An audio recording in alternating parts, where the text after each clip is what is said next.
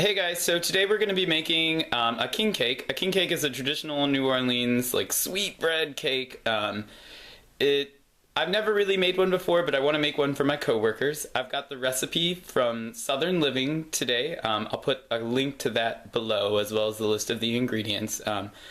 In this, I am going to be putting a baby Jesus in it because that's kind of the tradition. There's a few lines for what the tradition actually means.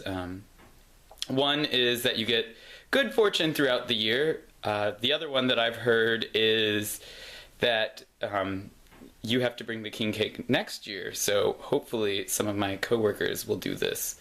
We'll get the baby Jesus so I don't have to bring the king cake next year.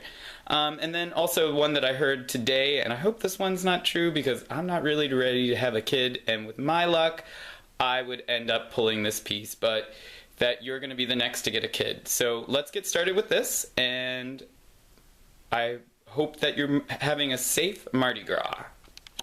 If you're going to be putting a baby Jesus inside, you might want to let people know, as these are a choking hazard. If you're going to make this to resell, I would definitely leave it out. If I were going to be selling this, I would not put this in at all, just because I don't want to kill anyone. Alright, so the next step in getting this together and assembled is to start combining the basic ingredients. The first thing is we have taken a half cup of water and the yeast and about a tablespoon of sugar and activated the yeast. It's a little more frothy. I stirred it up off camera, got the clumps out. I would shake it to let you guys know there's a sound you can see or hear when gas is coming out, as the yeast is releasing gas and dividing and basically pooping, but you can't hear it on the camera. I've melted 4 tablespoons of butter, or 1/4 cup, with a pint of sour cream and 1/3 cup of sugar. That's cooled down a little bit, so it's not going to kill the yeast. It's actually going to divide to provide for its growth. Then in that, I've taken 2 eggs, large eggs, cracked them, give them a light scramble, and pulled out 2 cups of bread flour. It's really important if you're baking that you know what flour does what. You can use all-purpose flour to this, but you might have to add a little more. Different flours have different gluten strengths in them. So bread flour is a very high gluten bread. So it's good for making breads, not so much for making a cake. Again, you wouldn't want to use cake flour for this. You'd have to add a ton more flour than was worth to do it. So next up, I'm just going to put my yeast mixture into my mixing bowl. And if you think I'm not scraping this stuff out, I'm going to scrape it out when I actually have 2 separate hands. The 2 eggs, and 2 cups of my 6 cups of all-purpose flour, or bread flour. And then off camera, I'm just gonna grab a spatula and scrape the stuff out of that mixing, out of the pot that's there. I have just simply combined, again, 2 cups of flour, 2 large eggs, the sour cream, sugar, and butter mixture, and then the yeast in the water. I brought it together on a medium-high speed just to form a little itty-bitty thing. I know you said we weren't gonna make a starter, and this is not a starter. I'm not going to give this any time to rise or activate. This is simply just incorporating the first few ingredients.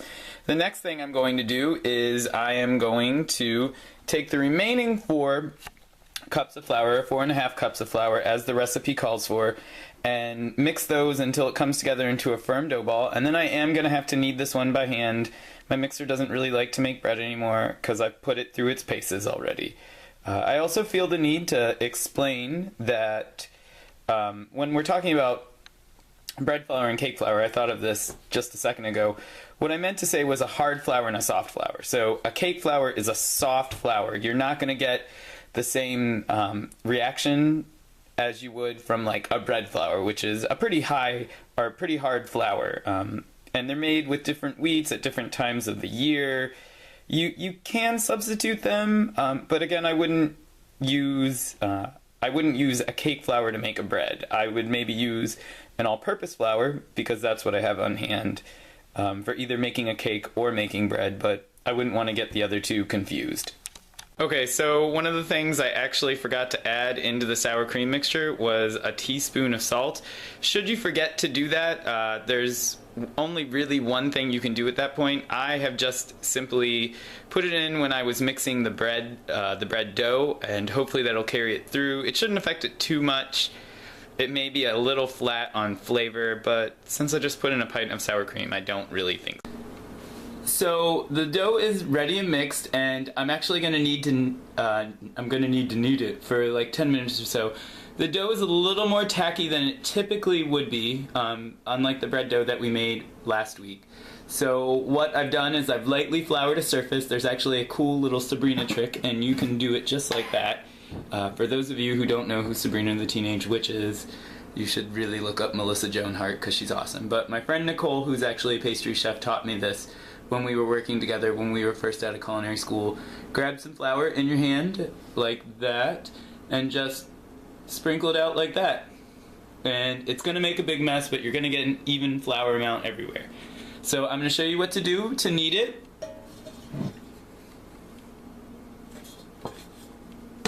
See how it's a little more tacky and it's sticking to me? Again, I'm going to do this for about 10 minutes.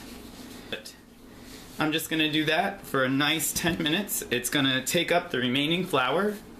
I actually cut this down by a ½ cup, and I thought it worked out well. Alright, so as you can see, I have been kneading the bread for about 10 minutes. I've done a nice little window pane test on it. That's where that chunk is from. And what I'm simply going to do this time is I am going to put this upside down, get that mixed back in. I'm going to put it in the same bowl that I used. I've lightly to mix it because I don't want to dirty another dish. If you're not familiar with making bread, you probably want to use a separate dish because I put a light cooking spray in there, and now I'm going to wait for it to double in size. Again, if you've never done this before, please use a separate bowl so you can actually see the double in size. I do this a lot, so after 5 years I can tell when bread has doubled in size in that. I'm going to cover it with a towel and let it sit there for about an hour and a half. It's been about an hour and a half since I put the dough into rise, so now I'm going to go on to the next step. I'm simply going to be putting the dough out on the countertop, cutting it in half, and rolling it out. So let's see how that works out. Alright, so the dough's about doubled in size. I'm going to punch it down real good and just flatten it out. Then again, I'm going to grab my bench scrape or my dough knife and cut it in half. This recipe actually makes 2 cakes, which is perfect because my partner works in a casino and I work in a place where we do Mardi Gras, but we don't like to celebrate a lot. So next I'm going to let this just relax for a few minutes. You always want to do that with bread to give it a nice time to respond if you're going to roll it out or flatten it out. Okay, so this is the second piece of dough. I've cut it in half. The first one's already been rolled up and sprinkled out. I wanted to see how it would look on camera and have one ready to show what I think it should look like. This is my first time making a king cake. Typically if I would do this, I would just leave it in something like this. I would leave it in one log and cut it in half for cinnamon rolls. So I'm doing this on a blue towel, so hopefully you guys can see this a little better. But I'm working out the dough a little bit. I'm rolling it out. One of the things that I like to do when I'm not doing this with a video camera is have a sheet tray or a baking pan ready by so I can see the dimensions a little better. Doing this a little bit of free form. I've got a nice towel line down there, so again, hopefully you guys can see that. I use a French rolling pin for breads. That's probably a little difficult to roll something out without the handles on it. You have to put a lot of pressure behind it, but you get a nice even spread. I don't think there's a specific way that you need to worry about making the dough look. I think depending on how thick and how big and how dense you want it to be, that's really important. But making sure that we're getting all the parts evenly laid out so we don't end up with any air gaps or odd, weird, random shapes and pieces in the dough after we proof it and cook it. So I've got my dough rolled out right now. That's about as big as I want it. You can probably make it a little bigger if you want. For the sake of baking space, I'm going to make mine a little small, so they're going to be really thick and really dense and take a little bit longer to bake in the oven. But what I'm going to do next is I'm going to put the butter and flour and sugar on this. So to make this a little easier, I'm going to go ahead and I'm going to combine my sugar and cinnamon together. That is 1/2 cup, or what's left of a 1/2 cup, so probably about 1/4 cup after the first roll. I'm just going to put some cinnamon inside. You get a little bit on the dough. I got a little bit on the dough, but that's okay because I'm going to mix it up in a little while anyways. Give it a nice little stir together so the sugar and the cinnamon is incorporated. You can buy this at the grocery store, pre-made cinnamon sugar, but I don't know why you would. Most people already have that on hand to begin with. It's kind of a wasteful product. So next up, I've got my butter, and I'm just gonna open up those packages, which I probably should have already done. I kind of suck at mise en place, but mise en place means everything in its place, or mess in place. It's a good acronym for it. I really hate acronyms because I find that most people remember what the acronym is, but they miss the importance behind it. And my French is really terrible, so if someone out there is like, "What? You said that wrong," you gotta forgive me. So again, I'm just spreading out the butter a little bit over the sides. I'm making sure that I'm leaving a gap all the way around, so that when I roll it up, there's a space in between, and I'm making sure to get the lumps of butter out. It's really important that whenever you're doing something like a cinnamon roll, or maybe something a little more difficult like a Danish or a croissant that requires you to add in butter, that you make sure that you're leaving a gap. You wouldn't even be spreading this much butter all over a croissant or a Danish dough to begin with, but for this purpose we are going to. And then I'm just going to sprinkle that nice and even all over the place, just like that. And then I'm going to grab the edges. I'm going to roll that up right here, turning this side in on itself, so that when it rolls up, see, the disadvantage to using this towel is that it's sticking to the towel. Probably not the smartest idea. I'm going to roll it up nice and tight, and this one's actually going to be a little tighter than my first one because I'm having to tug on it a little more. It's really important, though, that when you're rolling this up, that you're making sure that you're getting the air out of the dough. Then I'm gonna pinch these edges together so that it doesn't come undone on the baking sheet. In the bread pan, in the bread video, it didn't matter so much because the pan would hold it in place, but we're gonna free bake this. I'm gonna roll it together, roll it out, make it a little longer. Again, I always have what looks like a giant bone on the edge of it, but this is actually a little bigger than I wanted. This is really thick, guys. I'm kind of forcing my way out and stretching it out so I can have a decent sized cake here as I go. But the edges have been put together. The seam side is going to go down on the tray. I'm going to bring it together like that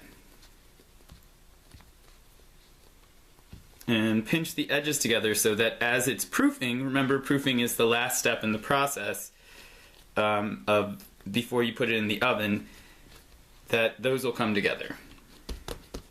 And then I'm just going to put it on my pan and let that dough proof for about an hour. At this point in time, I'm also going to preset my oven temperature and let it rise while the dough is raising or proofing, and we'll go from there. It's been about an hour since I set the dough aside to proof. It's come a little bit apart on the seams, so I'm going to try and pinch it together again because no one wants to eat the king log instead of the king cake. My oven has been preset to 375 degrees, and I'm going to put this in the oven for about 18 to 20 minutes and then let it cool for another 10 minutes, and then I'm going to cut a little hole out to put some baby Jebuses in, and then put some glaze over it so hopefully no one can see that. So I pulled my king cakes out of the oven. As you can see, they're not quite as round. I made them a little smaller so they proof together. I did end up having to put this in for about another 20 minutes because I made mine a little smaller than the recipe recommended. If you do that, I would actually recommend lowering the oven by 25 degrees so you don't overbake the outside. This has got a good color and a nice hollow spot. I still underproofed just a little bit. The dough ripped on the seams, but that's okay because I don't have a giant log. I'm going to let it cool for 10 minutes and then I am going to cut it out and work on the glaze. Okay, so my cake has been cooling for about a half an hour now. I let it come up to the internal temperature of around 180 degrees just to make sure the bread is done all the way inside. Now I'm going to make a small hole in this and put in a small tiny plastic Jesus, and after that I am going to glaze it. My glaze is just simply powdered sugar, lemon juice, milk, and vanilla. I added a little more than the recipe called for because I wanted it to be kind of dribbled over. So I've made a small hole. I'll make another one. I've got the glaze ready. I'm just going to sit here and go like this. And just drizzle it over like I would on a donut. This is a milk product. There is milk in this, so you don't want to leave it sitting on the counter for a long time. This glaze also works really well for cinnamon rolls, which is basically, we have a giant overgrown cinnamon roll right now. So that's the basis for my king cake. And then next I'm going to put on colored sprinkles. I don't have any purple. The most I could find was green and yellow and red and blue, so I'm just going to put some sprinkles on all over the place to try and make it festive. Traditional colors are, again, purple, gold, and green. I have every color but green purple for some reason in this mixture. Combining colors, I will have a really good king cake.